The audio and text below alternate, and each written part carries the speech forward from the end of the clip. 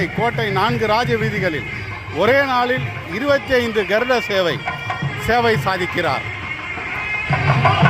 காண கண்கோடி வேண்டும். 25 கருட சேவை ஒரே நாளில் ஒரே இடத்தில். எம்பெருமான் கிருபா கடாட்சம்.